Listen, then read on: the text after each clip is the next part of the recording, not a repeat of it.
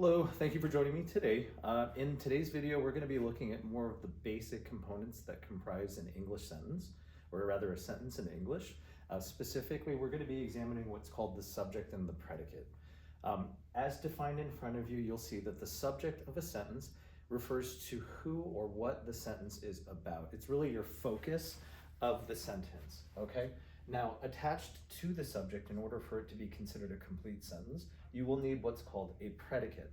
And really what a predicate is it's a verb followed by an object for the most part that describes what's happening to the subject, or in some cases what the subject is doing.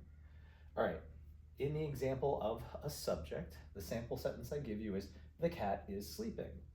Now, cat, you would argue, is the focus of the sentence. However, just as a reminder, whenever you see a definitive article such as so the cat, it's the only definitive article in English, please make sure to attribute it or link it to the noun that is associated with said subject. So in this case, the cat would be our subject. Now the predicate is the actionable part of the sentence. Here we have the cat is sleeping again, so the exact same example sentence. However, the predicate is, which is our verb, sleeping, right? So is sleeping. Okay, we're gonna go ahead and, let me get out of the way. We're gonna take a look at 5 sentences, and in these sentences, we're gonna break it up by subject, verb, and in some instances, an object. Keep in mind, not all verbs have objects, and those verbs we refer to as intransitive. However, in these examples, I'm going to show you transitive verbs only. So let's go ahead and take a look at sentence number 1, which reads, the teacher explained the lesson.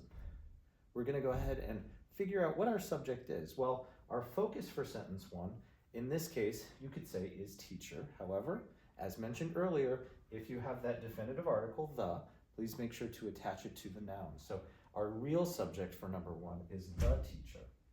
Okay, well, what's the verb associated with our subject? Well, what did they do? They explained.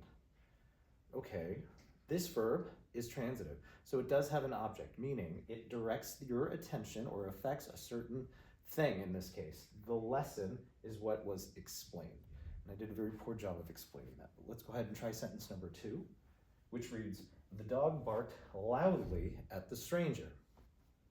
So in sentence 2, which I'm hoping you can read, the dog, once again, we're attaching that definitive article, the dog is our subject.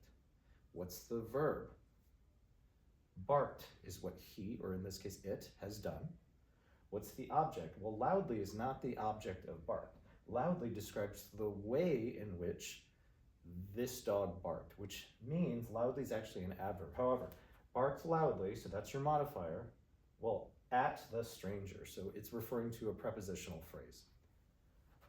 All right, number 3, our family went to the beach last summer. What's our subject? Our family.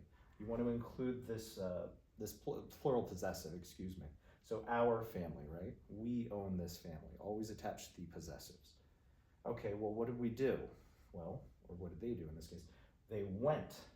I see. So there's your verb. Subject, our family, went, the verb. Okay, to the beach. To the beach is a prepositional phrase, which is where they went. That would be your object of sorts. All right, continuing. Sentence number 4. My sister plays the piano beautifully. What's our subject? My sister.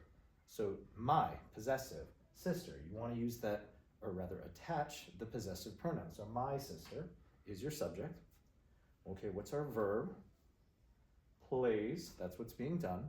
What's the object of plays? Well, they play the piano. Again, we're attaching that definitive article, the. And they do it beautifully, which is an adverb because it describes the ways in which they are playing the piano. It's done beautifully, modifies that verb. And lastly, number 5, the kids finished their homework early. What's our subject? Kids? No, don't forget, include that definitive article, the.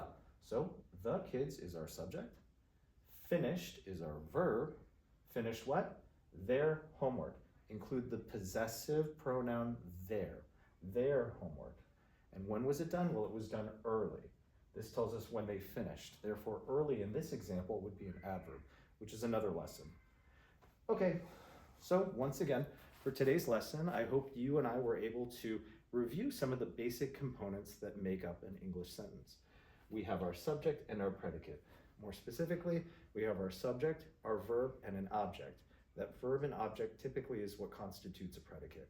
Though keep in mind, not all verbs require an object. Again, we refer to those as intransitive. Okay, but for the sake of this lesson, hopefully it helped to clarify a few things. I look forward to working with you in the next one. Thank you.